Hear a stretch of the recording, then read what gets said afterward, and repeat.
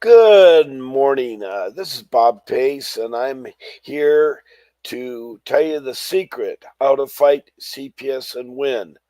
And we are a live streaming show here, and we have guest speakers that talk about their experience with CPS and how we can uh, maybe win and get our children back and sort of like that.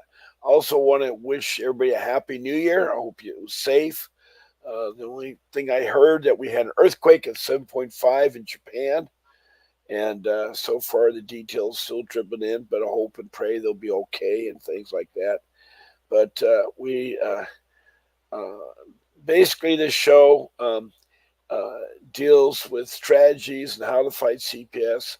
We have attorney Vincent W. Davis, who has an excellent law firm in Southern California, and this is where the show's broadcast is in Southern California. And the attorney is a trial attorney. He has family law experience, and he has worked on many cases around the country. So he is available. He offers a 30-minute strategy session at no cost. You call in to 888-888-6582. That's the phone number to contact him for a consultation. Or if you want to schedule a time to be on the show itself there. Down at the lower part of the screen, there's a website. You can check the calendar and see what times are available and that's also very good there. There'll be occasionally, sometimes a little blurb will come in from a comment from somebody, and that'll be on there, and we can discuss that too. With that being said, Faith, I want to welcome you to the show, and very excited to hear about your story. Sounds good.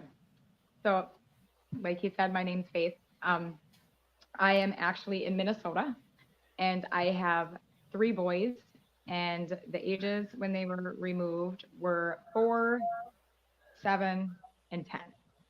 And so my kids were removed on August 24th of 2022, and try to make the removal part of the story as short as I possibly can with the facts of we all race BMX bikes, and our whole family is into it. We do a lot of races, and my kids, my husband, they've taken state flights, and we travel all around for BMX races. And my son on August 23rd actually crashed his BMX bike, and he was injured at the BMX track. And then we left the BMX track that night, and I had all three kids with me, and we went to the ER, and we were there for like 3.5 hours, and we still hadn't even gotten back to a room. And with the COVID stuff that was going around, and um, he didn't seem like he was too injured, like he wasn't crying and stuff like that. So I asked him, I'm like, how bad does it hurt? And he's like, it doesn't hurt that bad. So I'm like, could we come back in the morning? And he's like, yeah, let's do that. So I ended up leaving. And then the next morning rolls around, and my husband had left for work, and must have spaced the fact that, he was going to bring my son into the ER that morning. And when he left, I didn't have any gas in my vehicle, and we got home late the night before, so I couldn't really tell him like, "Hey, leave me gas money," and he took off, and I forgot. And we're in a small town, um, so like you drive through it, and if you blink, you'll probably miss it. So I mean, um, I had no phone. I only had like one of those disconnected cell phones. And I figured, it was kind of an emergency situation. It was an emergency to me. I was still very scared that, something could be seriously wrong with my son. Like I said, he crashed a BMX bike. People get really, really hurt doing that sometimes. And so my thought process at the time, which I guess wasn't correct, I called 911. So I called 911 on a phone that I couldn't make any other calls besides 911.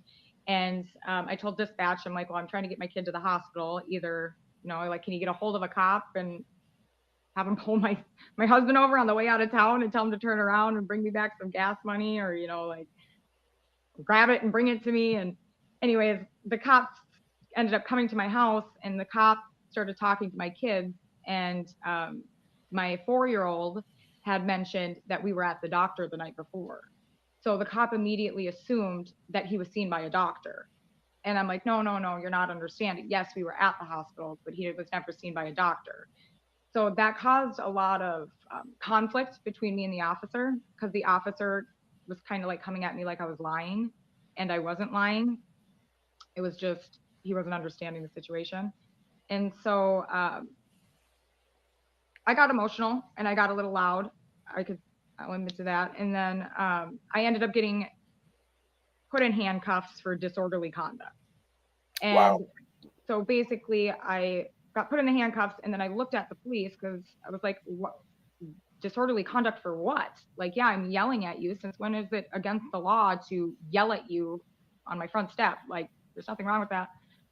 So he put me under arrest for disorderly conduct. And then in the process of that, in me speaking to him, telling him what I think he was doing was ridiculous, he told me he felt like I was having a mental health That's okay. I just got emergency alert. That's all right. We continue on. Um, crisis. this is in California. They always have these alerts. We're supposed to expect big waves, so it's just telling us to be prepared. So That's good. Well, so then during that process, he said I was in. He thought I was having a mental health crisis. So wow, all this. yeah, Geez. and so Was he a young policeman or an older no, policeman or he's older. He's actually the chief of police. the chief of police responded? Wow, Yes, that's really surprises me. Now, did you have any kind of a criminal record that would warrant what he was doing? I do not. I do not have Oh, any okay. criminal So he had nothing on you, so he just decided to handcuff you. I know that when people do yell and talk, that technically is domestic violence. I learned the hard way.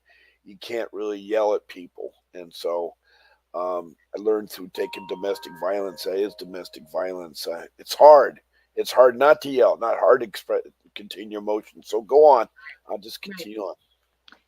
So actually, but when they came out, they were dispatching an ambulance for my son, and I had Okay. explained to them that like he doesn't need an ambulance, he needs a doctor. They can't do an X-ray in an ambulance, and I can't. They're not going Right. to take my son because they're not going to put me and all three of my kids in an ambulance to bring them to the hospital. I can't get there because I clearly don't have a vehicle to get there now. And so like it was so he canceled that ambulance, and then it ended up dispatching for another ambulance. So this other ambulance comes out, and I'm still handcuffed. And I knew I kind of had a feeling of kind of what was going to happen, because clearly I had three kids in the house. They were arresting me. Clearly, I'm not. They put me on a transport hold to the ER to be evaluated for mental health issues. So I had actually, in handcuffs, opened up my door to my house, and I yelled for my kids, and I said, "Boys, come outside." They're all three boys, and so they all three came out. And when the last one came out of the house into the yard, I actually locked my front door and I closed it, and I double checked to make sure it was locked. So now all of us are outside, right? And the ambulance shows up, and I actually had called my mother too, because the ambulance person showed up and let me use their cell phone to actually call my mom to come get my kids while I was being transported. And I ended up getting put into the ambulance, and the cop had contacted child protection prior to me contacting my mom because there was nobody there to watch them. And then the cop called.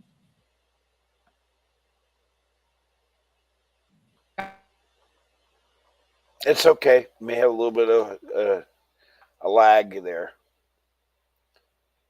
You're kind of frozen. If you hear me, you're okay here. Um, we're listening Me? to Faith. Go ahead, Faith, and continue your Are we back? story. Yeah, I'm We're back. back. You're back. Yeah. So then the police or child protection told the police officer that everybody had been deemed unfit to take the kids but them. So the kids couldn't go to the neighbors.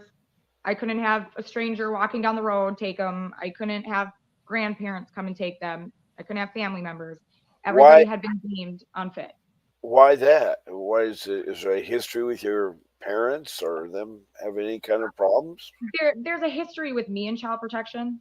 So Okay. um, they they've been trying to get involved for years, and I cooperate as minimally as I possibly can, and then tell them basically like, I've done what you wanted. Now it's time to, leave me alone. And there was actually they filed a chips order against me about 7 months before this that I took to trial, and it was completely dismissed. And when it was completely dismissed, the judge even said, like, don't bring this family back here for this kind of stuff. Like, basically there was no findings. The reason why they had did it was all hearsay information from an ex that was completely angry at me. So I mean, it was just drama. But I mean, so they've been around, they've been involved. There's been multiple past CPS reports. Like I said, I have an ex who I have my two older kids with, who we were going through the whole custody battle. So he would call and report me like every other day. It was ridiculous. So the child protection deemed everybody unfit to take him but them. I ended up in the ambulance, and I ended up getting transported to the ER, and I was released from the ER within 16 minutes, deemed to be completely fit and not having a mental health crisis. And right after that, I ended up leaving the ER, and I didn't have a car, I didn't have a phone, I didn't have anything with me. So I actually walked to the CPS building. And when I walked in there, I handed him my discharge papers to the supervisor of child protection. I said, here's my discharge. I'm completely fit. I'm not having a mental health crisis. Where's my kids? And she said, I don't know. And then I said, well, I want my kids. We're going home. And she says that, no, they're not going home.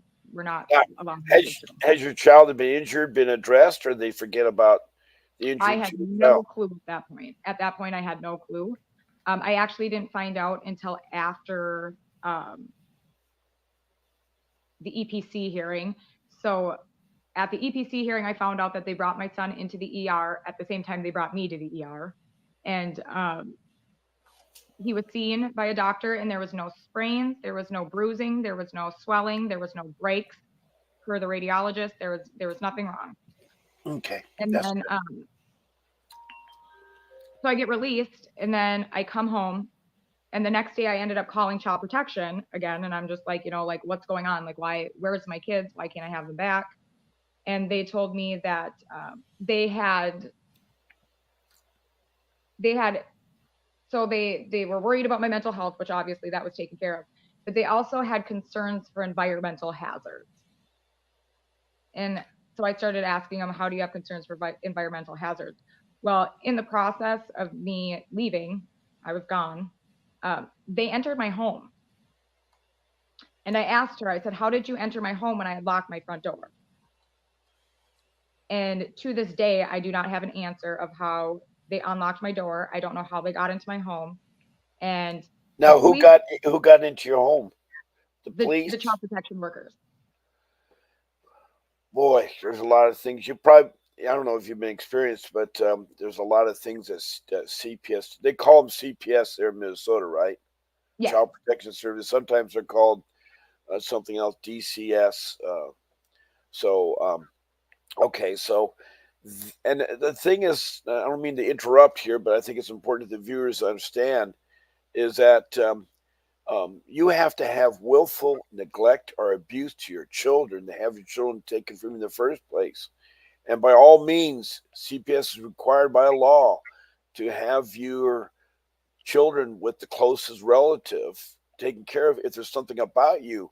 But did you exhibit? I mean, the questions I don't see is that how do you exhibit anything but concern for your children, and for them to go into your home to take your children the next day? That none of this is right, and it sounds like you were uh, like Alice in Wonderland, falling down a rabbit hole and don't even know where you're going or what you're doing. And so I really feel for you right there, and I'll let you continue on because it sounds like now they've already built a case against you within 24 hours, which is wrong because they Right. should be doing an investigation for at least 30 days. That's the time that usually is to do investigation, and then but they don't take away uh, children that fast. I mean that's unreal. Go Right. ahead, Faith. So I also have two dogs. I have a Great Dane and a Husky. And Uh-huh. when I had left, they were actually outside. And when I left, even the police officer said, "Well, we don't want your dogs sitting out in the yard." And I'm like, he's like, "What do we do with them?" And I'm like, I had already locked my front door, right? So I was like, "Call the pound like you always do. Like, I don't know, call the pound or leave them in my yard. I'm gonna be back, so just leave them." Well, when I got home, my dogs were inside my house. So mind you, when I left, they were chained up outside. And when I got home, they were inside my house. Wow. And your And then husband, where was your husband all this time? he's at work, But he no didn't get to idea call any of into this is work? taking place. He has no idea any of this is happening. Oh, boy. They didn't contact him?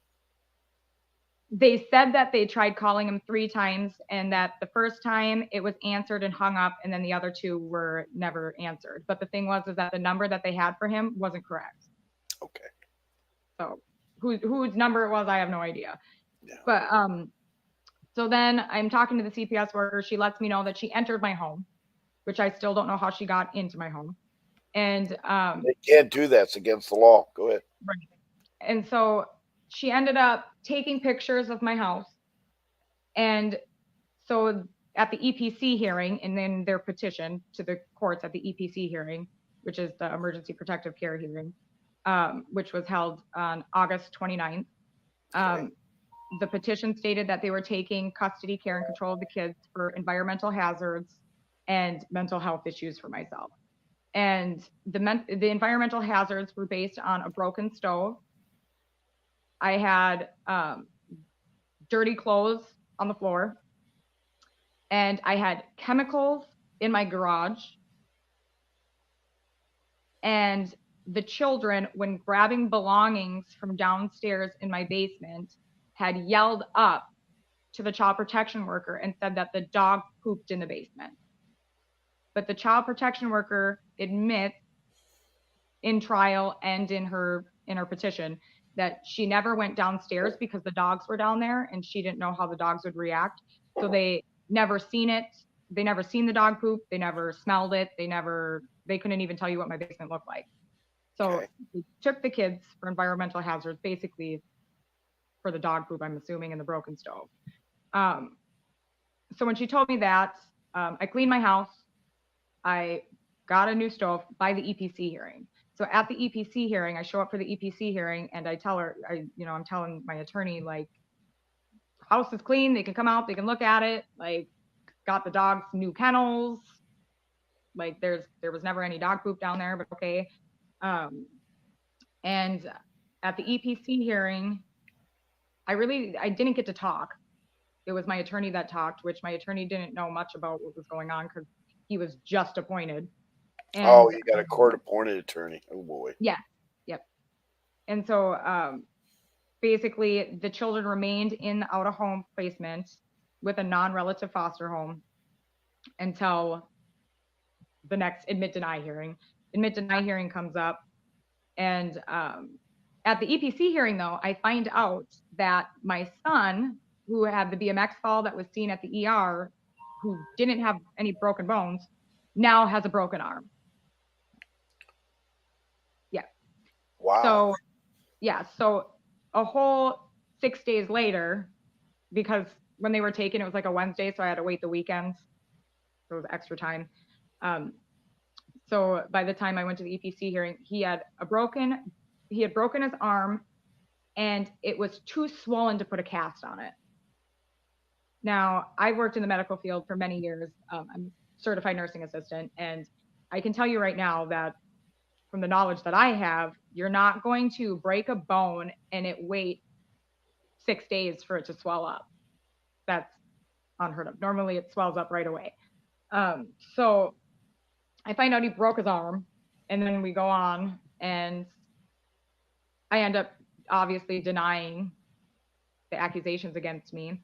And then in the petition now, and we have a 45-day investigation period here. I don't know what it's like in other states, but That's after about the right. 45-day investigation period, they did find me in what is that called? To be Willful maltreatment neglect? charge. Not a maltreatment determination. Okay. So they did find they did have a finding for a maltreatment determination, so that affected my career, like my certified nursing assistant, my license. I was actually a 31 Bravo MP in the military, so I had um, high security clearances, loss prevention officer. So I mean, I could do civilian arrests and hold people in holding cells, different things like that. So that ruined my whole career, like any which way I could look. So they took my career from me based upon environmental hazards for dog poop that nobody ever seen. And then I went to trial, and so trial started October 31st, and my trial actually didn't end until January 12th. Okay. And I think that's kind of like a thing that's happening everywhere right now, is that the court systems are so jam packed with stuff that Yeah. the trials and the court proceedings for these child protection cases, Mm-hmm. yeah, there's a timeline, and yeah, they're supposed to follow that timeline. But what I don't think a lot of people understand is that it's not, they don't have to. They don't have to do anything. They're the law, they're the judge. So my court trial lasted several months, and in those several months, there was a lot of things that were happening with the children at visitations. So I was never allowed to have unsupervised visitations. It started off with supervised visitations 1 day a week for 1 hour until I complained. And then I ended up getting my visitations extended to 2 days a week for 2 hours at a supervised location by their supervisors. So 3 weeks after my kids were removed, my youngest son, who is 4, ends up coming to supervised visits, telling me that he's not allowed to touch me. So I tried to give him a hug, and he's not allowed to hug me. He's not allowed to touch me, and he's crying, telling me that he's not allowed. Like, no, I'm not. I can't touch you. I'll get in trouble. And so I asked him, I'm like, well, who's going to get you in trouble? You can touch me. I'm your mom. Like, who's going to get you in trouble? And he ends up saying the foster parent's name. And so I'm like, okay, something's not right. Like the kids are acting weird. And then he can't touch me. My oldest son refused to come to a visit. And I ended up calling him that night, and I asked him, I'm like, why aren't you coming to the visit? And he told me that he didn't want to come because he has a black eye. And I asked him, like what happened? And he said that his middle brother hit him in the face with a hockey stick. And just the way he was acting on the phone, I know my kids, and like the way he was acting on the phone, and him saying he didn't want to come to the visit because he didn't want me to ask him questions about what happened and things like that. I knew something wasn't right. It was like they were giving me those little hidden messages like, Mom, something's not right, help me. And so I immediately brought it to the social worker's attention. I'm like, this is weird. He's come to every single visit. For him to not come to a visit all of a sudden because he has a black eye and he's not in my care, that's odd. Like, somebody needs to do something about this. Um, they never did. And then, so then there was just strange things happening. I mean, my middle son was coming to visits telling me that, like the foster parent's dog, he was waking up with having to clean dog poop at the foster parent's house, which is the same reason why they're saying they took my kids.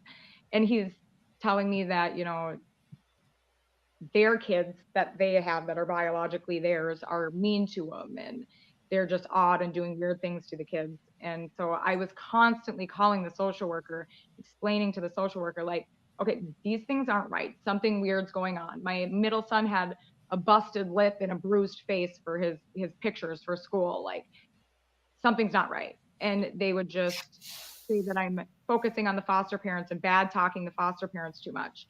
And then when my son started coming to visits, not hugging me, he also at that same time was calling me by my first name and my husband by his first name, and the foster parents were now mom and dad after Wow. 3 weeks.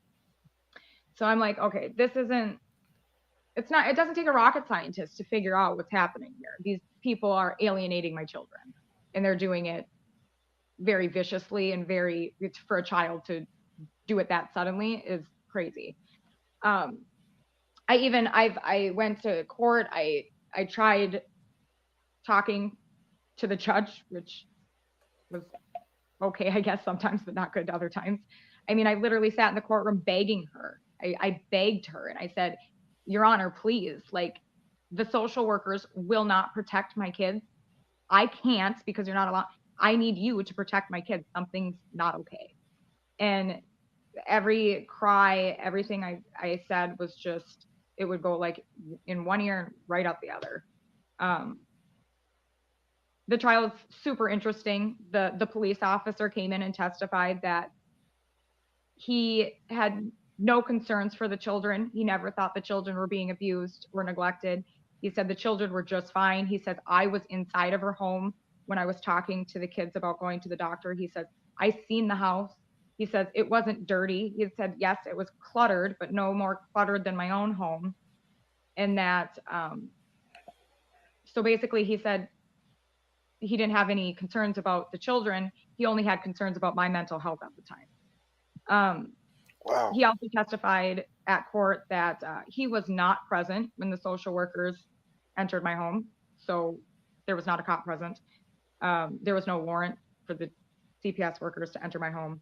And the children were not in distress inside of the home. They were standing outside in the front yard when the child protection arrived. Um, so trial kept moving on, and findings of fact. The findings of fact from the judge came out January 17th. So they adjudicated us a chips. And in the process of adjudicating us a chips, I was going through the findings of fact, and I noticed things that were in the findings of fact that weren't testified in court.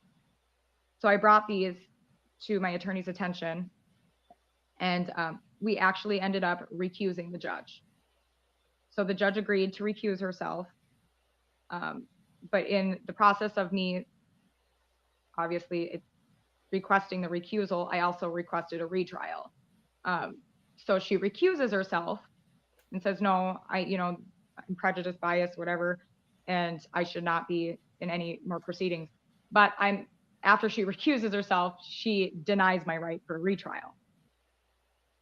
So now I don't get a retrial. She recuses herself. There was supposed to be an amended findings of fact that was never issued. And then a new judge was appointed, and I didn't get adjudicated or ordered to work a case plan until March 3rd of 2023. So March 3rd, 2023, we get adjudicated by a new judge and told to work these case plans. I was never a part in making of the case plan. I never signed the case plan, and the case plans that the social worker submitted back on September, whatever it was, which was 30 days after the petition was filed. She did do that. She submitted it. But the case plans that were ordered March 3rd were different than the ones that were submitted to the court. So I guess that's just strange to me. I have notes just so I can keep track. Sorry about the page turning. Oh no, But no, not at all. At this time, I'd like to take a short little pause here to tell everybody that to please call in to 888-888-6582. Vincent W. Davis is your attorney. He's a trial attorney, he's a family law uh, attorney, and he has a wealth of experience dealing with getting kids back and fighting CPS. Further, I'd like to say the speaker we have here is Faith, is going through something typical that I went through, different scenario, but she's finding out that CPS lies. CPS, in this case, got her into her house illegally. Um, and there's nothing that she's demonstrated or said here that is willful neglect or abuse to the children, or the children are in any danger at all to be put into foster care right away. And that um, the thing I'm also wondering, what about your husband all this time? What was he doing all this time? so he was at work when the kids were removed. He ended up coming home just like he Right. does in his normal work schedule. And he walked in the door and he looked at me and he said, well, "Where's the kids?" And I looked at him and I'm bawling, of course. So he's Right. really Right. wondering where the kids are at this point. And I told him, I said, "They're gone." And he's like, "Gone where?" And I said, "Child protection took them." He's like, "What?" for what? And I explained it to him, like you left. I was trying to get a hold of you. I didn't know how to get a hold of you. I didn't have a phone. So, and he's just like, oh, wow. So, yeah, he was. Was he able to do anything to help you on this case? So they adjudicated him at CHIPS as well. So in the petition, they included not only environmental hazards and the mental health issues, then they included the past CPS reports, which were domestic abuse, drug abuse, environmental hazards, lack of supervision. So like it was a whole list of stuff after that. And that was based upon my ex's reports. And you That cannot get any help from a paid attorney or attorney that's other than court appointed, no, I had no money at the time. No. and he had no money either, and no My family or husband. friends. Yeah, your husband, No, we had it. So the CHIPS petition that they had filed like the 7 months previous, I right? hired my own attorney for that, and I used up a lot of our savings to hire that attorney, and actually that attorney quit pre-trial See the because misfortune. Yeah, the problem is that this is a money making business oh for yeah, CPS. People don't realize is that the longer they keep a child in custody, the longer they're in, especially going to foster care, and if they get adopted, they get big rewards from the federal and state fund coffers. It's $1 billion business. It's lots of money in California. It is a nightmare. It's like they have to feed this nightmare. So they're always looking for it. Doesn't make difference how rich the person is that they no, weigh a lot of power. You are guilty to you proven innocent in CPS hands. You're right. guilty to you proven innocent. Where most cases you're innocent to you proven guilty. And so um, it's you've had like a domino effect. You had an older police chief who probably misjudged or has some past experience. He's trying to pre-label you. That's I don't know about the dog fecal material, how that is any bearing on the case, unless the kids were allowed to play in it or something like that, which I don't think you would Right. on that case. And yes, dogs do make a mess. That's all part of life. There's nothing wrong with there, and that I have not heard anything physical abuse or neglect. You seem like you paid your electric bill. You had food on the table. Did they go to school? Okay, it was okay to go to Yep. school. Right now, did this plan afford you a chance to take classes? Did they have you take any parenting classes or? So in my case plan, the things that they were wanting me to do was take a parenting psych evaluation combined, anger management, marriage therapy, individual therapy. I had to follow the recommendations of the parental assessment, which included DBT therapy, EMDR therapy, chemical use assessments, parenting classes, a safety plan, do random UAs, have meaningful relations with the social workers, the guardian ad litem, have appropriate conversations with the school and their therapists, allow unannounced home visits, and basically have appropriate conversations with social workers.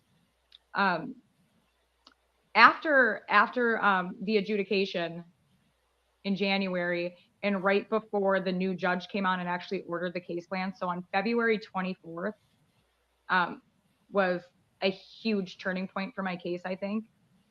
February 24th, my youngest son came to a supervised visit um, with bruises of fingerprint marks around his neck.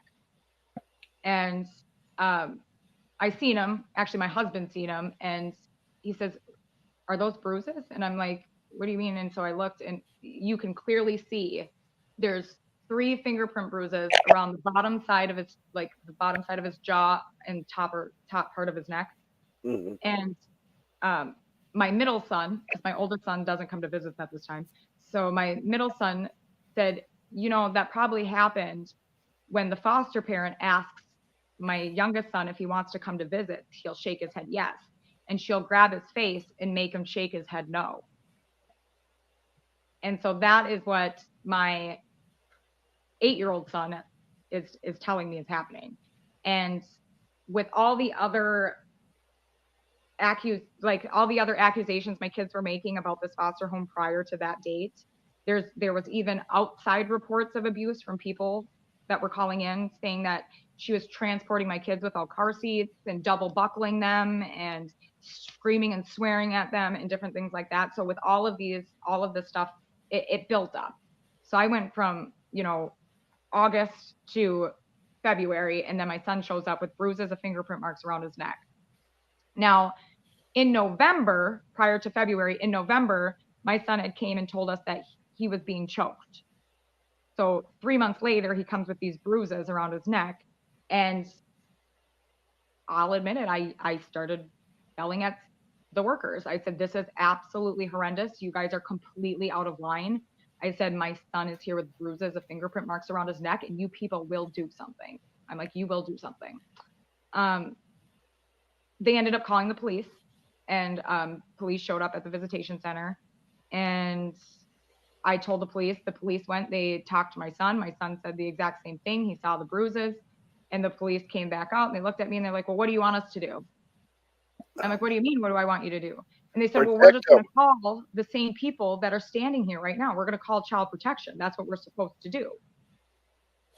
And I'm like, I understand that, which he had a point. Like, what else are they going to do with these kids? If somebody's abusing a child, you call child protection. Well, child protection is refusing to help these kids. So now what do you do? I ended up having court that Friday. So the cop basically told me, he's like, well, just go to court Friday, explain it to the judge. Hopefully something happens there. Nothing happened there. So then.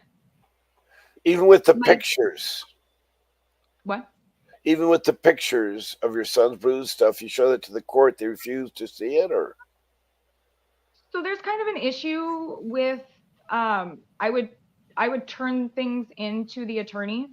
Like I would provide, I've documented everything since the beginning of this. I have every phone call recorded, every visitation recorded. I mean, I have 528 emails sent out in not even a year. So, I've sent all these things to the attorneys.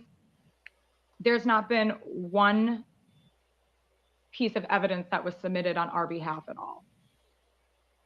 Well, the public defender works for the social services.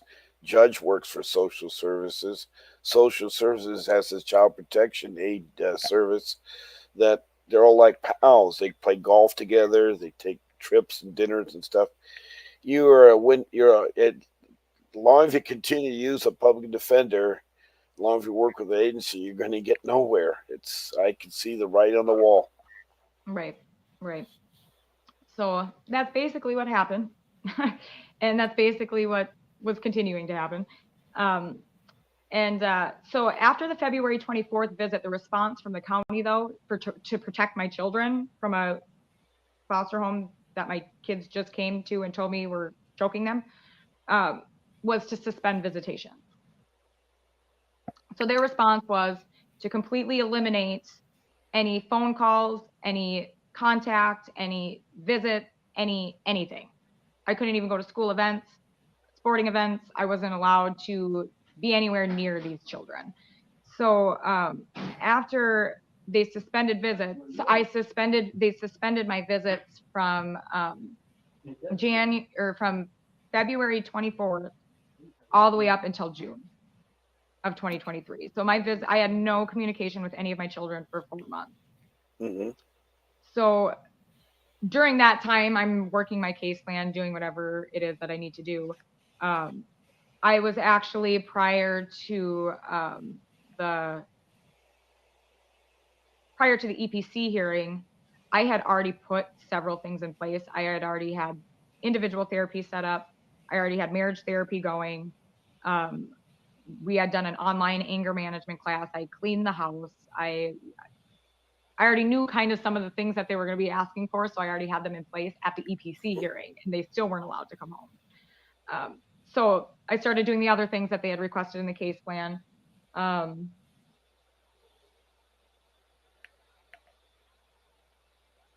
Except having meaningful relationships with the social workers, I guess. I don't understand why they do the things they do. So I started doing their UAs. So I was going in, taking their UAs. They said that they had a positive test come back. And I had already, I mean, they're so predictable sometimes too. So I already had predicted this was going to happen. So this positive test came back. So I actually went to a um, different place to get a UA done within 6 hours of that one. Came back completely negative for all substances. Turned that in. That was a document that my attorney did turn over to social services, but not to the judge. So that document was turned in, and um, they didn't ever say anything about it. So then I start going in and taking my UAs again, and they were not allowing me to see the results.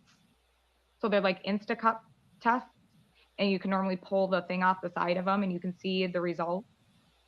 They were refusing me the right to be able to see the results. So they would make me pee in the cup, they would seal the cup, and then they would mail it off. So, and I wasn't getting the results back. And so I told them after a while, I'm like, okay, I'm not going to keep doing this unless I get to see my results first, because you still haven't gotten the results back from the last 3 tests. I want to see my results from now on. So they started, showing me the results, and they were all coming back negative, but they were still sending them out to the lab. So even with negative UAs, they're taking my negative UAs and they're sending them out to the lab to get a negative again, I guess. Um, and so when they go to the lab, all of a sudden the lab is sending back these reports to Child Protection, saying that my results are negative. But here's the thing. They're breaking it down, so there's like these level amounts.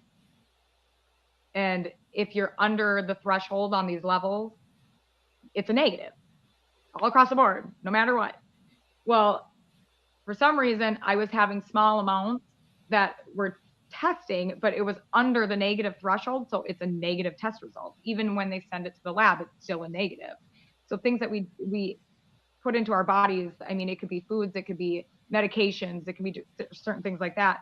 Like there's a reason why that threshold is there, because people ingest this stuff throughout daily living, and it could have testable numbers like that. Um, I actually spoke with the testing place, the lab actually, and they told me that it would be abnormal for a test to come in and they test it like that and there be zeros for all the numbers. He's like, everybody's going to have a little bit of every substance, like just minute amounts. So the CPS workers were getting these UA test results back. The labs were saying they were negative. The test results were showing negative. Their cups were saying negative, but they were reporting it to the judge and to the courts as here's a negative test with high level amounts of controlled substances in our system, Okay. even though it's negative. All So right. they were trying to form a prejudice against me with the judge to try and say that I'm using, but I'm not, I guess, because even there, it's still a negative. They're even telling the judge it's a negative. So I don't Well, do know. you have a past history of doing drugs at all? So yeah, so I used to use back in 2012, but I've been sober since 2012. So I think I'm Okay. I'm So once they say you're a ready. drug, once you use a drug, they say you're guilty no matter what if you improve. Yeah. Okay. Correct. Yep. Yep. Yeah. When if you've ever been an addict, you can't get sober in their world, no matter Yeah. what you do. Yeah. Um. So once they started doing that, I took UAs for about 3 months, and the way that they were reporting these, and they were not only reporting it to the courts that way, they were reporting it to the guardian ad litem that way. They were Right. telling the foster parent the same stuff. So now this foster parent that's already alienating my kids are going and telling my kids this stuff, that I'm on drugs. They're telling my family this, my parents this, and everybody's just turning against me now because they're like, you're not doing what you're supposed to be doing. And I'm like, I'm doing everything I'm supposed to be doing.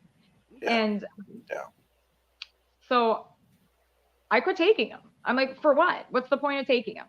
I sat here and I actually took, I've taken 10 UAs for them, and they've all been negative. So at that point, I don't know how else I can prove sobriety to you guys than taking 10 random UAs. I mean, so then it went from the UAs not being a problem to my therapist being the problem. So now it's your therapist refuses to communicate with us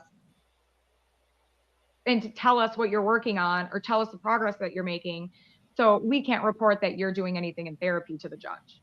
Why did therapists stop doing that? So I don't know what it's like in other states, but or even if it's all over Minnesota that does this, but the therapist um, agreed that she could tell him that I'm attending and that I'm participating, but she's not going to tell him like my mental health issues and stuff like that. And they didn't like that because they want to be able to use my mental health issues that I'm talking about in therapy against me in court. So the therapists were refusing to give him that information. And so it turned into I had to find a different therapist or otherwise I wasn't completing my case plan.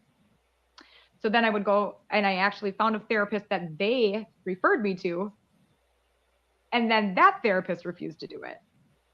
And then Mm-hmm. it turned into, well, that therapist refuses to do it. And I knew that that therapist would refuse to do it. So that's why I chose that therapist. And I'm like, you Oh, wow. referred me that therapist. How did I choose it? You told me to go there. So then that's the kind of turmoil that they're causing. So if it isn't one thing, it's another thing. So then I find a therapist, I guess, that's giving them the information that they want. And then it's um, safety plans. Like they refuse to set up a safety plan with me. It's in my case plan to work a safety that I have a safety plan and to set one up with child services. Um, they've refused to set one up. They won't allow me to do it. So I actually went to the refuge, which is a domestic abuse shelter around here, and Mm-hmm. I did my own safety plan. Both me and my husband did it. We did our own safety plan twice, and they won't accept it. I've done all their therapy sessions. I've done the DBT, the EMDR, individual marriage, still doing it to this day. Um, they recommended I get a chemical use assessment, even though I did one in October prior to my case plan being ordered that said that I have no chemical use problems. They said it wasn't good enough because they weren't um, collateral contact on it. So then Okay. I ended up getting another one done. And when I got the second one done, the guy told me that, no, I'm not going to recommend anything for you. He's like, I'm going to go call child protection, get their collateral information, and I'll send you out a letter. Um, After he talked with child protection, all of a sudden I needed intensive outpatient treatment, even though I was sober for 11 years. Um, I did outpatient, had no problem doing it. I looked at it as, a way to um, maintain my sobriety that I've had for all these years in a stressful situation like this. And so that helped me out a lot, actually, I think. So I took advantage of it, even though it wasn't something that I needed. I still took advantage of it. And I still tried to be involved in every dentist appointment, doctor appointment. My son is on an IEP through school, which he's been set up on. I set him up on it when he entered kindergarten and he's in fifth grade. So I mean, I've tried going to conferences, asking for my kids' artwork from school. They're enrolled into new sporting events now. They no longer do BMX, even though it was court ordered that they continue to do BMX. They've never attended BMX. They're in hockey and lacrosse and football. Um, and so I've tried going to all the games, different things like that. And the county is constantly trying to make it so that I can't go to those or telling people to not give me information or I'm not Mm-hmm. allowed places. So if I show up there, I'm told to leave. It's been a nightmare. Um, Even though it's in my case plan that I'm being a part of this stuff still. So they're Mm-hmm. trying to make me follow things on a case plan that I have to follow, but they're making it so they can't do it. Um, so February to June, I had no visits, no phone calls, no nothing. Um, I never had a 6 month permanency review hearing, even though my son was 4 when he was removed, which in our state, we have to have a 6 month permanency review hearing for anybody that's under the age of 8. Okay. And we never had that. Um, Do you still have the same court appointed attorney, or you tried something else, another court appointed attorney, or? so actually, since I my two older kids have a different dad. So there's one dad, and then my youngest son and my husband, we have a child together. So there's that dad, and then there's me. So there's actually three parents involved. So each one of us has a court appointed attorney. And Right. then my Each son child is, has a court appointed attorney too. Yep. So my 10-year-old son has a court appointed attorney, and then the other two have a guardian ad litem. Um, Oh, yep. So the we had all the same attorneys up until, what was it, 2 weeks ago? two okay. weeks ago. I December. finally I finally hired an attorney, um, thanks Good. to the support of my family who actually. So I'm actually in a termination of parental rights now. So we're no longer a CHIPS. They're terminating my parental rights. Why? The So foster parents want to adopt your two kids? the foster parents, that's a whole another story, I guess.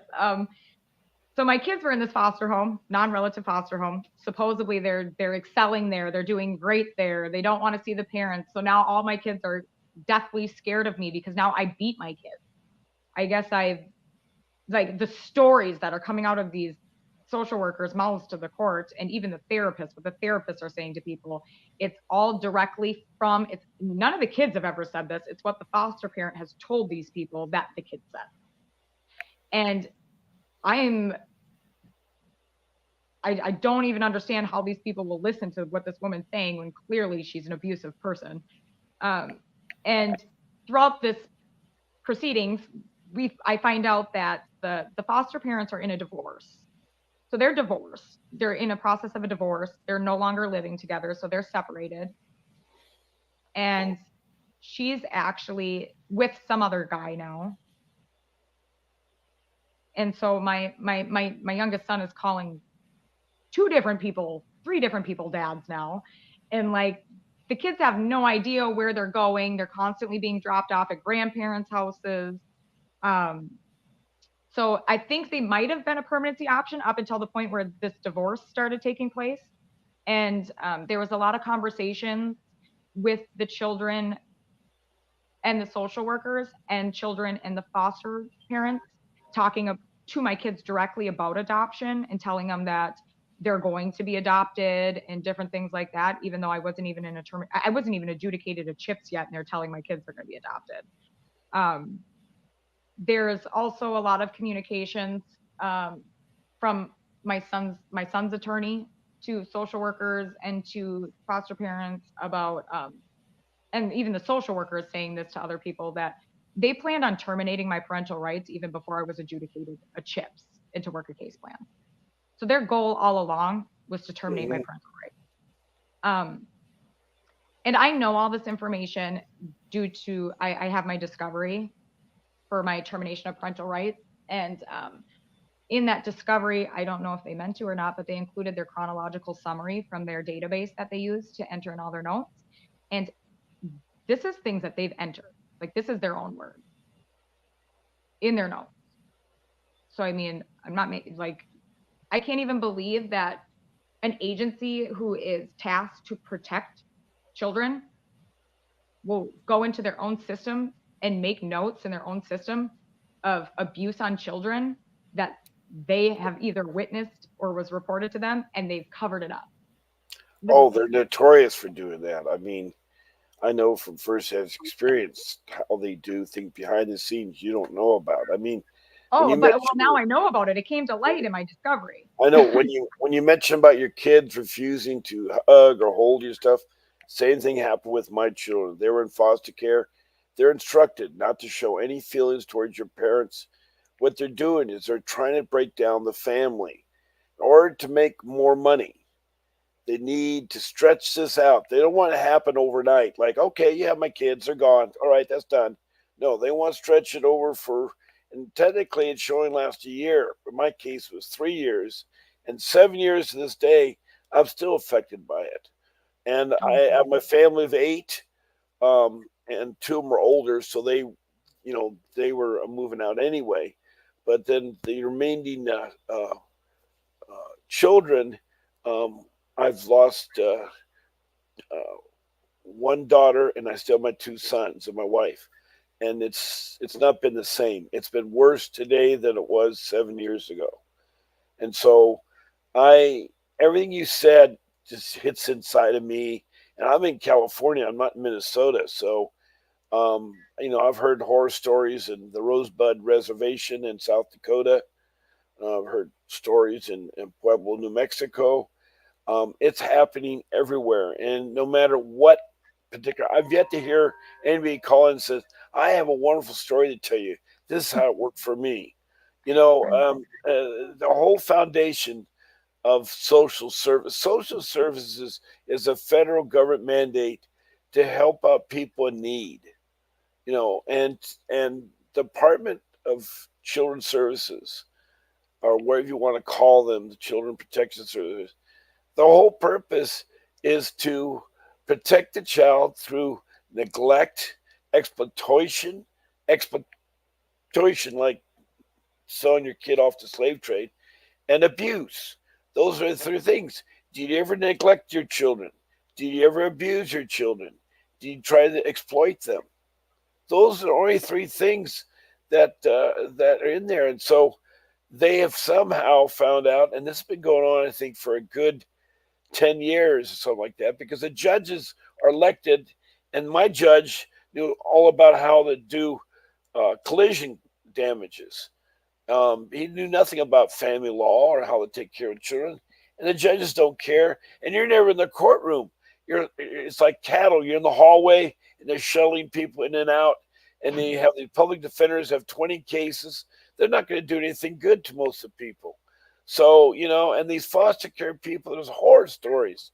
My son was abused in foster care, and I know my daughter that I've lost touch with since she's 12. She's 21 now. She's never given once the opportunity to see her dad or mom.